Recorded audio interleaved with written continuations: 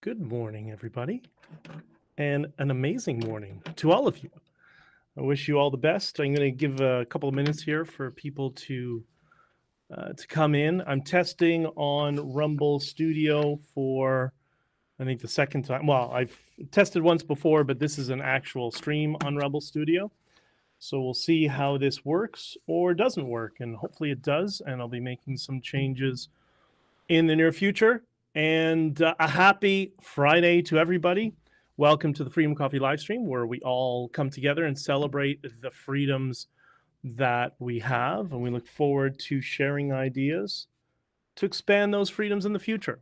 And you know how we do that? We do that with a cup of coffee. We do that by coming together, by resisting.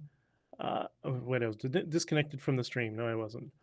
By resisting anxiety and stress and all that sort of stuff. And we can talk openly and honestly about some of the real problems that are going on in the world. Maybe have a few laughs. Lisa, good morning and a happy Friday to you too.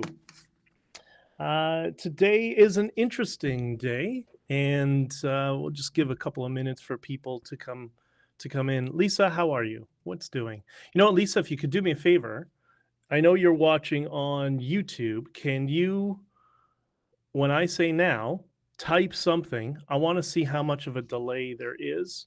I guess I could do the same thing on my end, but because sometimes there's like a 30-second, 45-second delay on the RMTP streams, and for whatever reason, you know, you try to send me a message and I get it, you know, significantly later. Anyways,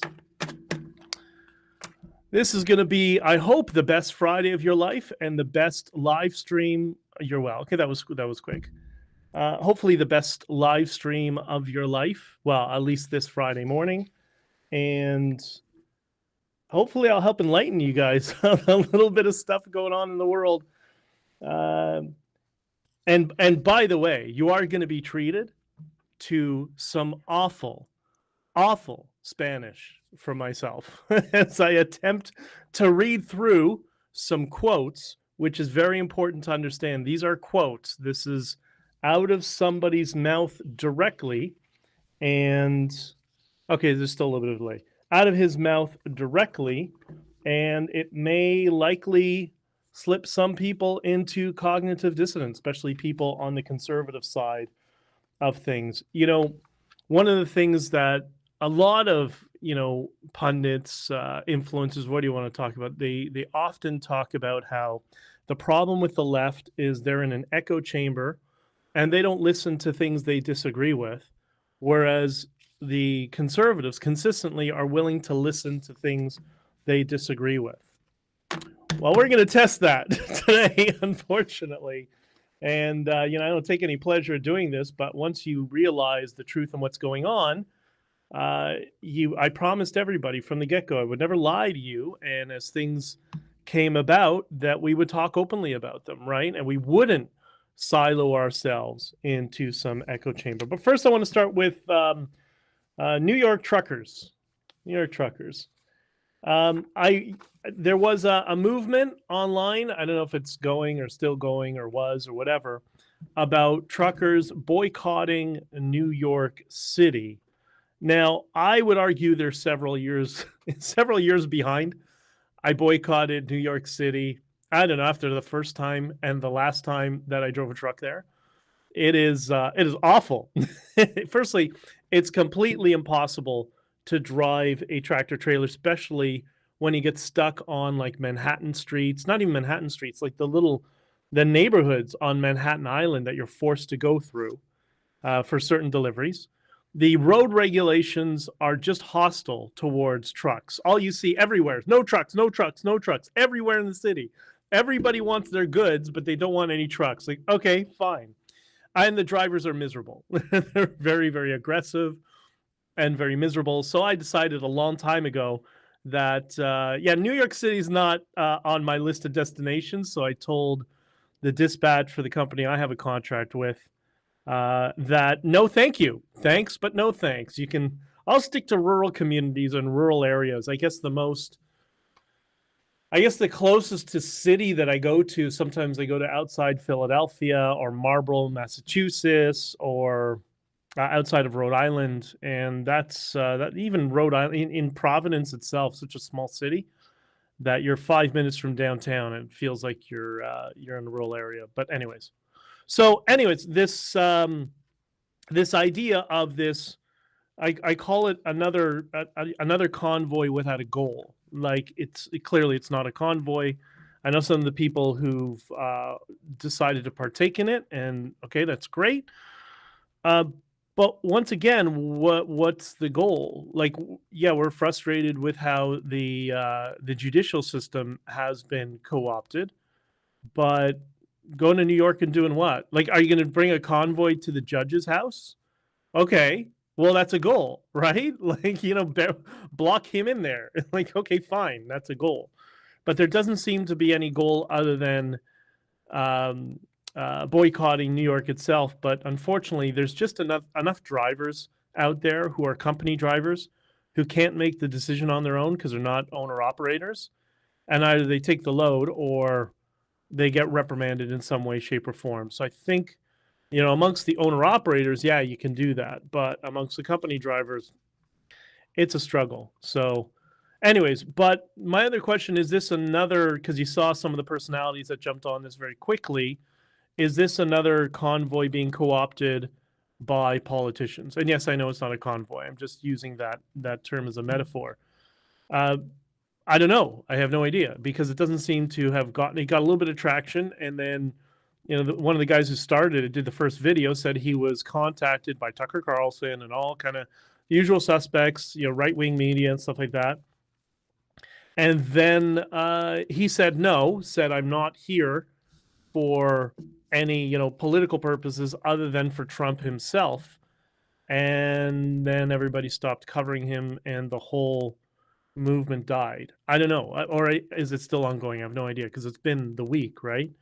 The other thing I was thinking about is what happened to that convoy to secure the Texas border?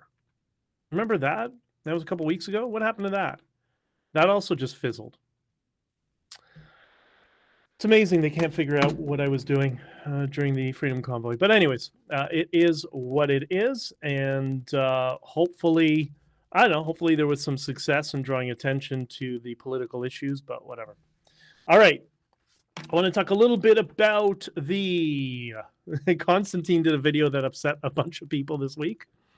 Constantine is an acquaintance of mine and of many other people. He does not identify as a conservative, but that's fine. There are smart people all over the place, and you need good voices on the other side to help unbrainwash people that are becoming victims of communism. And if people are not victims of communism, but being, susceptible to the messaging and programming of communism, and if there's people on that side of the aisle doing that, we need to help them, right? So anyways, he did this video called The Emergence of the Woke Right, which is something that I've heard talked about now for about 6 months. You may have heard that term pop up a couple of times here and there. And he did this video. It was very funny. He didn't even go into too much detail about Tucker Carlson's comments that we discussed last time here on the grand metro stations in Russia built by Stalin. And that food is cheaper. Well, it's called economics. Everything's cheaper, including wages. But I encourage you to watch Constantine's video, because like I often say, it's easy to detect the BS from the other side of you politically. The skill is in detecting the BS on your side of the political aisle. And we need to do more and more of that. I'm going to talk a little bit about that in a few minutes afterwards.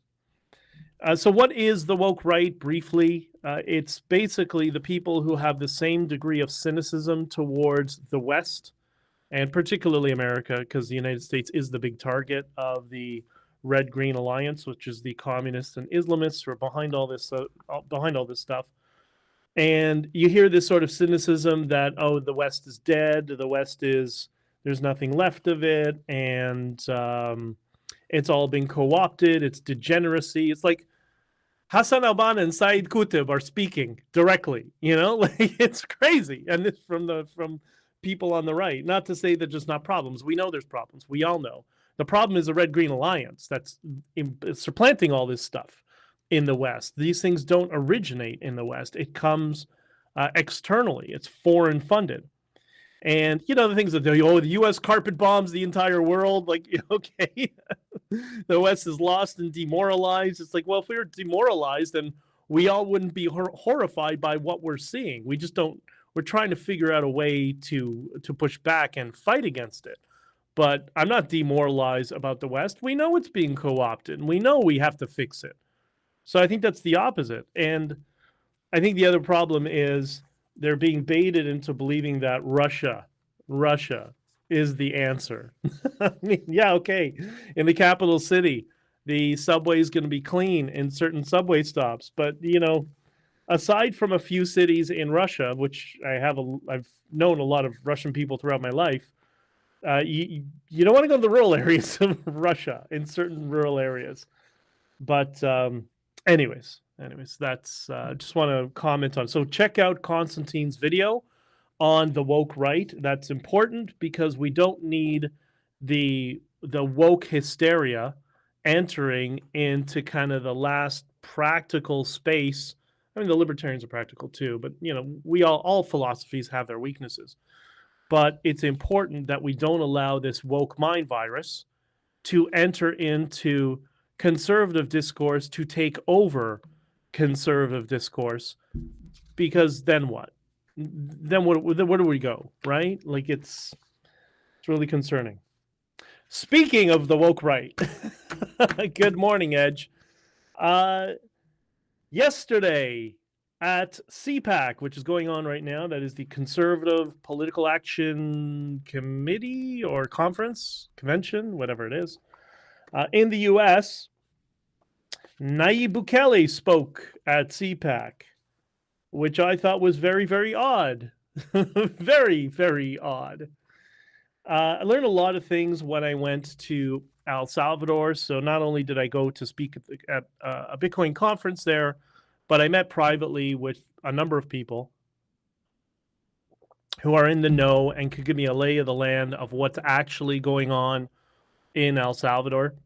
And it's funny, I met this guy around Christmas time, friends of a couple of years ago, friends of some friends, and he's from South Africa. He was in the military in ops in South Africa. And I said to him, let me ask you a question. You look at El Salvador, this is the narrative. The narrative is it was the most dangerous country in the world. They went and they arrested 63,000 street thugs. And then all of a sudden, now the country is the safest country in the Western Hemisphere. Is that how things work? Like, you've done a lot of work in various countries. Is that how things change? Is that how quickly? He's like, no, mate, that's not what happened. I said, good, because that's not what happened in El Salvador. El Salvador's got a lot of problems right now. But anyways, good morning. I can't stay long because of work. Busy. Just want to come say hi to BJ. Well, thank you very much, Robin. So, learned some things in El Salvador, and this is where you're all going to be mildly entertained by hearing me butcher Spanish as I read some quotes in Spanish. I'm still kind of what they call intermedio, like intermediate at best, so I struggle with, you know, regular conversational Spanish to read and stuff. Like I can speak it, but anyways. I'm going to read this quote for all of you, and then I'm going to translate it. And you know what? I got a couple of them for you, okay? This is Nayib Bukele, the president of El Salvador, being quoted in an interview he did in the Huffington Post several years ago when I think he was mayor or he was running for mayor. And was it San Salvador or another? I don't remember. Anyways, this is his quote. Es que soy de izquierda. Toda la vida he sido de izquierda. Y mi pensamiento es de la izquierda. Y no veo otra opción más que el FMLN, que es la única expresión de la izquierda en El Salvador. You want to know what that means? I'll give you a hint. Izquierda doesn't mean conservative. This is for the kids at CPAC. The quote of Bukele translated into English is, I am a leftist. All my life I've been a leftist, and my thinking is leftist. And I do not see any other option but FMLN, which is the only expression of the left in El Salvador.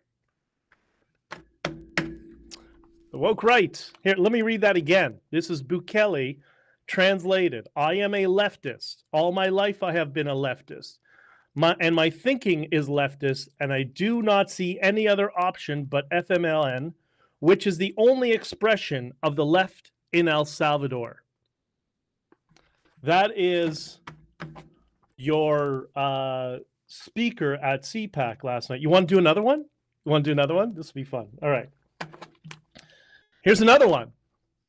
This is Bukele, Nayib Bukele speaking. Yo me identificado, sorry, I told you, yo me identificado con la izquierda, que somos lo que creemos que el Estado debe garantizar oportunidades para todos, salud, educación, infraestructura productiva. What did Bukele just say in that quote? It's a party, Edge. What did Bukele just say in that quote? His quote is, this is Nayib Bukele speaking, I identify myself with the left, who are those who believe that the state must guarantee opportunities for health, education, productive infrastructure. How about another one? You want to do another one? This is for the folks at CPAC who don't seem to have anybody who speaks Spanish among them. La derecha cree que debe haber la ley de la jungla, que no hay reglas y que los empresarios van a hacer lo que creen porque al final los empresarios van a tener un rebalse que llegará a la pobreza. You get that? Entre esas dos opciones de cómo se manejará el Estado, yo me identificado con la izquierda. Remember, izquierda is left? What did he say there? This is the speaker, the keynote speaker at CPAC last night. This is his quote, Nayib Bukele. The right wing believes that there should be the law of the jungle, that there are no rules, and that businessmen will do whatever they want because in the end, businessmen will have an overflow that will reach the poor. Between these options of how the state will be managed, I identify myself with the left. That's Nayib Bukele. How about another one? I know you're all itching for another one. I wonder how many people will slip into cognitive dissonance on the right when they read this or they hear this. Mira, lo que puede opinar es que soy de izquierda radical, porque quiero cambios radicales en El Salvador, donde no debe imperar más la ley de la jungla. What is that? This is Nayib Bukele, him being quoted. He said, in today's world, there are conservatives and radicals. The conservatives do not want change, and the radicals like me want change and without waiting so long. Now, the name of the article is Nayib Bukele, soy de izquierda radical. I am a radical leftist. And it was very interesting to go to El Salvador and to learn that his party, I mean, the name doesn't even align with conservative values. The name of his party is Nueve Ideas, New Ideas. Is that conservatism? I don't know. But his party, Tucker Carlson told me he's on the right, but his party is the leftist party. Arena, is the conservative party in El Salvador. I'm not saying they're not equally corrupt and there's not problems. I get that. I'm just talking about philosophical framing of political values. That why is somebody who says, soy de izquierda radical, I am a radical leftist, why is he speaking at CPAC last night? What's going on? Why did Tucker Carlson introduce him to the Western world as a conservative? Any ideas? Con la izquierda, with the left. Listen, Edge, your Spanish is getting pretty good. It's going to be better than mine soon, I'm sure. So how do you think people will respond when they find out, or you tell them, or somebody mentions that, he's a radical leftist, he's not on the right? Do you think they're going to say, really? Why? Where did you find that out? And if you show them the link, you think they're going to say, oh my God, that's crazy? Maybe 2 or 3 will, but that's not how people behave. That's especially when there's social proof. And there's this big entourage of people saying, oh, look, he's a conservative just like us. That's the power of social proof, which is an important tool of persuasion. So will they say, you know what, I can't believe I was wrong and everything I was told about Bukele is wrong? No, what they're going to do is they're going to slip into the 7 signs of cognitive dissonance. If you bring this up with somebody, they're going to do one of most people, the NPCs. There are a few people that can think critically and are curious and want to discover more. There's no question. But likely what they're going to do is they're going to slip into the 7 signs of cognitive dissonance we've talked about before, but just for a refresher. They're going to, A, change the topic. They're number 2, an ad hominem. They're going to attack you. Number 3, mind reading. Number 4, word salad. That's what blackface, Trudeau, and Wilson does. The Keith Wilson. Analogy instead of a reason. Too complicated to explain, or the so you're saying straw man. And you can see them play it out. You tell them that Bukele is a radical leftist. Well, if they're polite, what they're going to do is they're going to change the topic. Well, it's different in Latin America, and the U.S. is guilty of all these sorts of stuff. They'll just completely change the topic. Or they'll start attacking you, and you're just saying this because whatever. Or the other various things, oh, so you're saying that everybody at CPAC didn't know what's going on? I'm not saying that. I think I'm saying they know what's going on. And that is very dangerous. That is not good at all.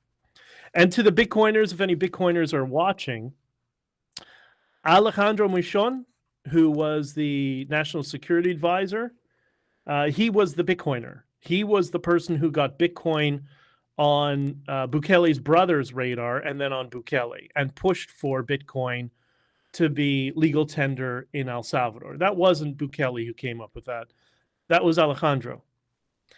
Alejandro was also the security hawk who wanted to jail all the gangs and said, we're not going to have, a peaceful civilization until we take all of these gangs and lock them up. We just can't. We have no future the way things are right now.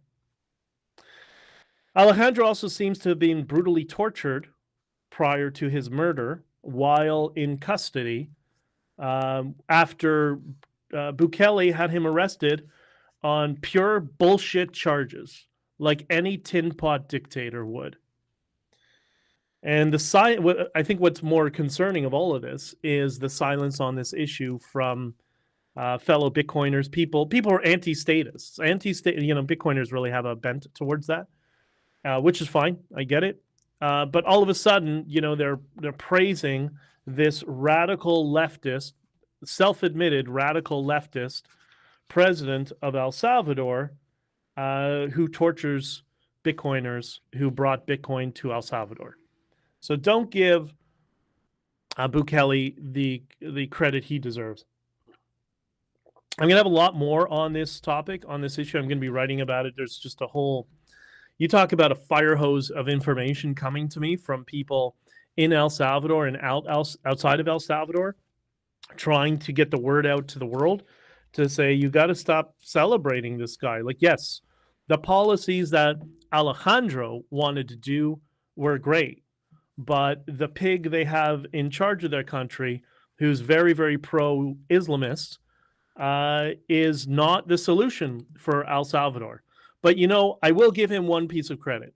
At least for CPAC, he took off his baseball cap. So he seems to take off his baseball cap on 2 occasions. One is speaking at CPAC, and the other is when he meets with that dirtbag piece of shit, the Emir of Qatar. So there you go. All right. Does your brain hurt yet? It's crazy. And when I went to El Salvador, I was contemplating if I should go or not, because I started to know about a lot of this. I found out about Alejandro's arrest and was very, let's say, concerned about the degree of involvement of Qatar. By the way, Qatar launders money for the Muslim Brotherhood and for the Iranians. So I was very concerned to see that Qatar's involvement in El Salvador, that I almost wasn't going to go. And then I found out what Alejandro thought about some of the people around certain things happening in El Salvador. And I was almost like, I don't know if I'm going to go. But, 3 days later, 3 days prior, I decided, you know what, I'll just go. I'll just take the risk. Let's see what happens. And I speak the language. I'm not really a threat. I'm just some dude, and figured I would go. And it was great. Did a great speech, I think, and saw a bunch of great speakers. It was wonderful to catch up with everybody. But this goes to show you, this will be a good test. Do people care about facts, or do they care about confirmation bias? And I would argue we're all confirmation bias machines, and this will be the latest thing to prove that. And it's difficult to break through that. Okay, Jon Stewart is back on The Daily Show. I'm sure all the conservatives are excited about that. You have to admit, half of it's complete BS, but the guy knows how to deliver a funny line. He is funny. I don't believe half of it, but it's very funny, which is important. You have to be able to take a joke from somebody on the other side who's making fun of your worldview, your philosophy, whatever it is, or you personally, but not take it personally, right? It's just a joke. But it's interesting. You can watch it. There was an image I saw. It's etched in my mind. It's of Jon Stewart, and he's got on the PIP, he's got a picture of Tucker Carlson, and I'm like, there's the problem with the world, right there, that there's 2 sides, that everybody's being put into one echo chamber or the other, and they're both participating in this, right?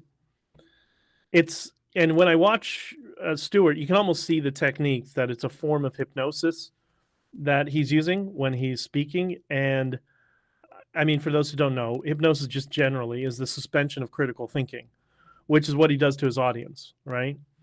And but we'll talk more about that on another time.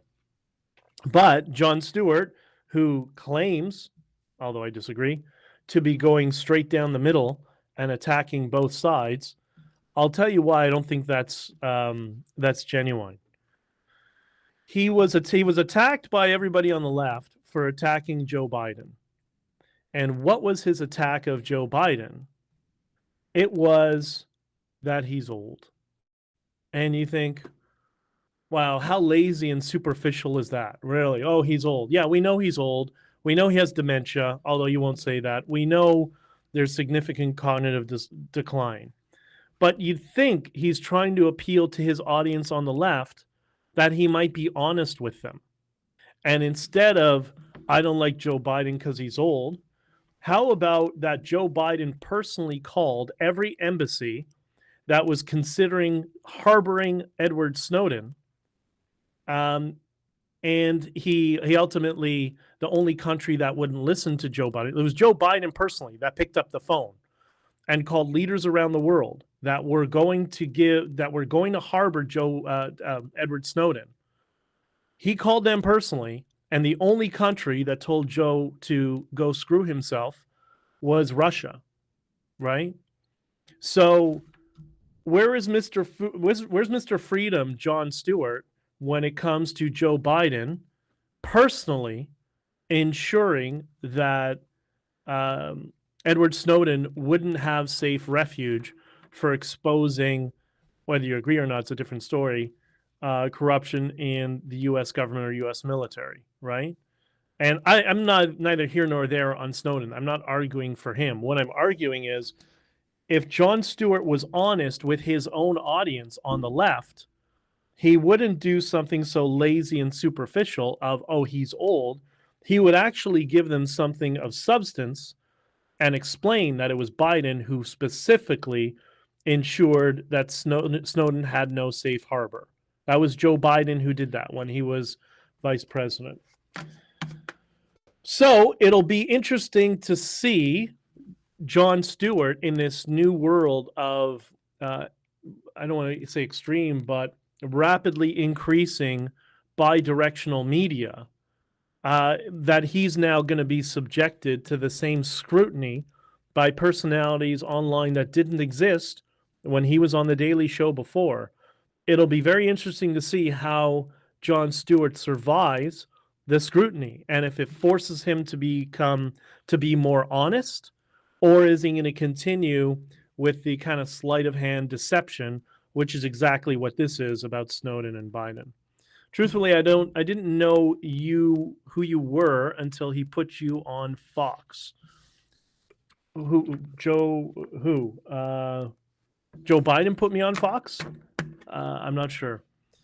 Okay. I don't understand your pivot from Carlson when he put you on the map. Well, I don't know that Carlson. I don't know that Carlson. I don't know what that means by put me on the map, but I did promise everybody throughout the convoy and after that I wouldn't lie to you and I wouldn't engage in political team play and lies. And it's just a little bit concerning to see that Carlson, who hasn't, I don't know, has he been to El Salvador? I'm not sure, because I know Bukele was with him in the States. But Carlson is propping up somebody who describes himself as soy de izquierda radical. I am a radical leftist, but Carlson is trying to pitch him as a conservative to the rest of us. I don't think that should be ignored. But remember, I said the 7 signs of cognitive dissonance. There's the first one. So Sean responds with an ad hominem. Oh, he put you on the map instead of addressing the actual content of what I'm explaining, that Bukele is a radical leftist. No, Sean here is going to ignore that, and he's just going to focus on attacking the person who's delivering the message. By the way, that's what the radical left does. That's what the Trudeauites do. That's what the blackface fans do. They all do the same thing. So this is why I'm concerned about the emergence of this woke right phenomenon. We can't have this. We need to have honesty on both sides. And we know there's a lot of deception on the left side. But what I'm seeing increasingly, and I'm very concerned about, is deception on the right side. And I'm just not going to go along with it. I'm going to call it out every time whenever there's bullshit. So there you go. All right. So a little bit of positivity. I mean, there's so many. I had a ton of them, but I just ran out of time before I prepared. The entire, the white pill phenomenon of all the good things that are happening, because despite all of this, yeah, there's always going to be noise, especially when you talk about politics, because everybody's a sociopath in politics, right? Just about everybody. And by the way, when you say everybody, as Scott talks about this, everybody doesn't mean 100%. It means a large group of people. It doesn't mean 100% of everybody. But they, hold on. Then what were your thoughts about Rogan? He was known as a liberal too. What are your thoughts about Rogan? He was known as a liberal too. I don't think Rogan is not a liberal. Rogan still identifies as a liberal, but he realizes that his side of the political spectrum has been completely co-opted. But Nueva Ideas, which is the current political party in El Salvador, is the leftist party. The name of the party is New Ideas.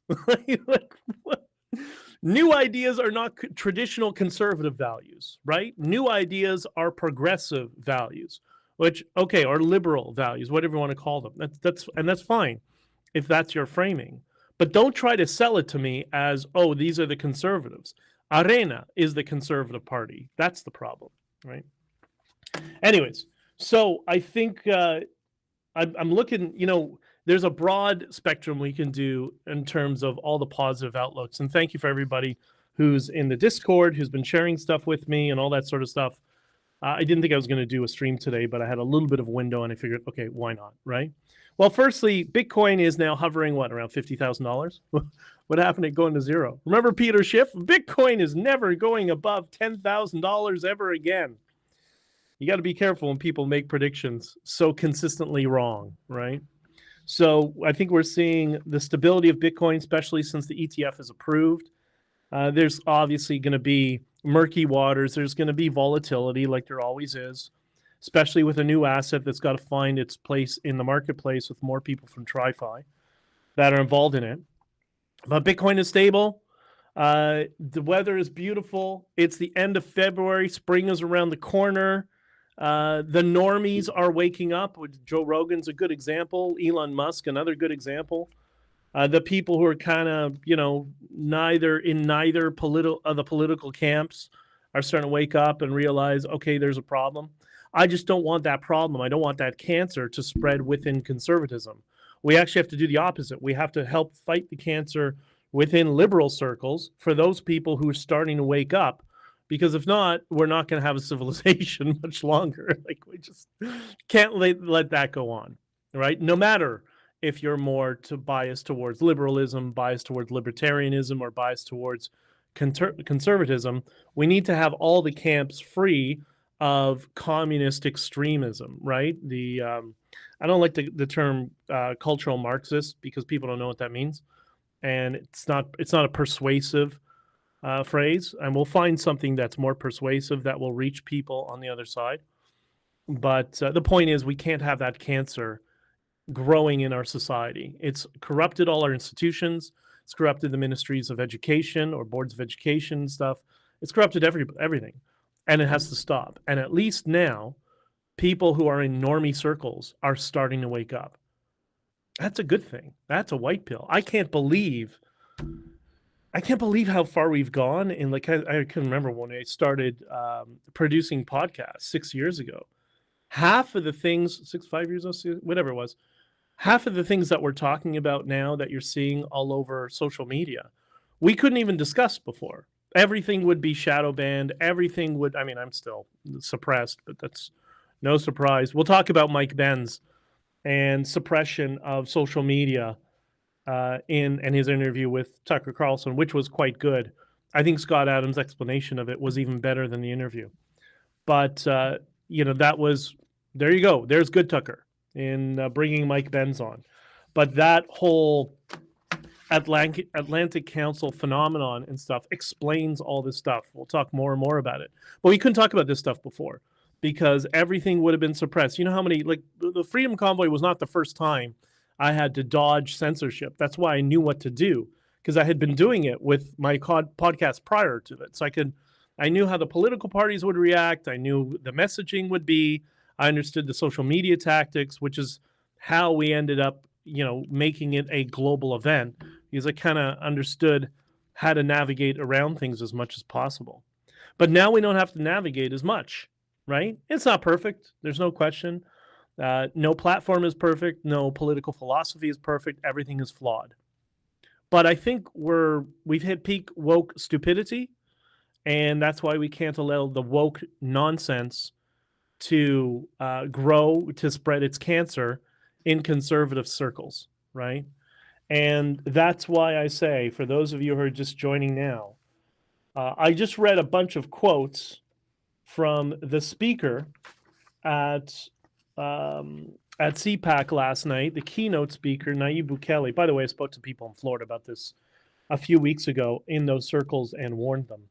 And, people run their own conferences. I don't know what Matt Schlapp is thinking, but Nayib Bukele, who opened up yesterday, he he says, I'll just do one of the quotes. I'm not going to butcher all of them. You can go back and listen. But yo me identificado con la izquierda. I can't say that word in Spanish. Identificado. Yo me identificado con la izquierda. I identify myself with the left. That is Nayib Bukele, the leader of Nueve Ideas, the center-left party in El Salvador. So I hope this helps some of you realize a little bit what's going on in the world. It's easy to detect the BS on the other side of the political spectrum. We can all see it. The skill is being able to detect the BS from your side and being able to call it out. And I got to tell you, sometimes, it's kind of a lonely place when you're the one calling out the BS on your own side, as we saw with the Freedom Convoy and the co-opting of the Freedom Convoy, and how the conservatives worked with the Liberal Party to end it prematurely. For those who don't know what I'm talking about, check out Diverge Media. They've done 9 articles now so far, quoting people, showing how it was working behind the scenes, using their words to show how they were co-opting the convoy, and ended up in a whole bunch of us getting arrested. And it is what it is. And for those, the question that goes out all the time, which is not a question, it's an accusation. Why didn't BJ get arrested? Well, 2 reasons. Because BJ was not on the street. He was in a wheelchair in his hotel in a cast because he broke his ankle.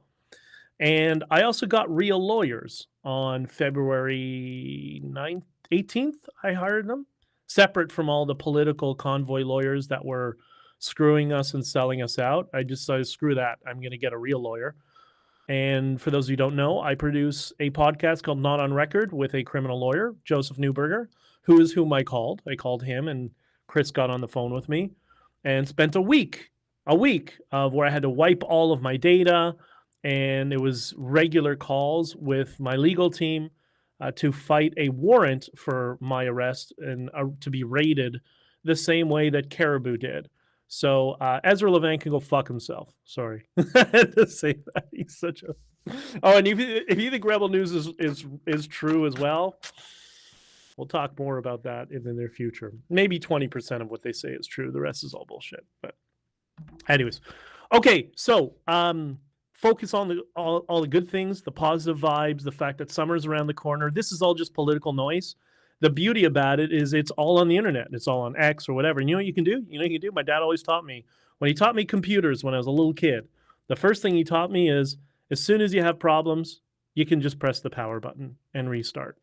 And as soon as you start to get any sort of anxiety or you get sucked into all this political nonsense back and forth, just shut it off. Just shut it off and go back to your life, right? Don't allow yourself to get sucked into the emotional poison, because that's how they end up getting you involved in political team play, getting you overly passionate and suffering anxiety when things aren't going your way, because life never goes anybody's way. That's what makes life interesting, is trying to figure out how to navigate it despite all the bumps in the road, right? That's what makes it fun. So don't let it get you. Anyways, Trish, thank you. I love you too. You're the best. And Ed says the political noise is nonstop and comes up in the newspapers.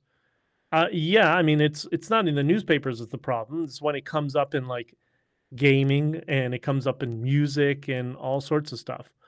But I don't know, maybe I'm just good at compartmentalizing. It doesn't really get to me. I can just tune it out really easily. You know, like when I watch I watch a lot of, especially right now, this is a retooling of a bunch of stuff. I watch a lot of tech tutorials, and all the tech tutorial guys on YouTube, most of them, they're all quite woke and left. Okay, well, whatever. I'm not there for politics, right? I'm there to learn about how to set up an infrastructure. I don't really care what people's political views are. And it's really interesting when you find good people that don't infuse politics in what they do. A good example of that, if you're in the Bitcoin, BTC sessions, Ben does all of these. He had a big role in me adopting Bitcoin, understanding how to use it. He doesn't talk about politics at all. Doesn't even go near it. That's it. He's there for the tech. He's there for the Bitcoin, and he's there to reach new people and find new friends. And there's lots of people like that. All right. I have to run. And Edge, good to see you too, and everybody else. I wish you all the best. Have a great day. Be kind to people. Be kind to strangers. And I promise you, it's going to make your life all that much better because your subconscious is always watching. Have a good day. Love you all.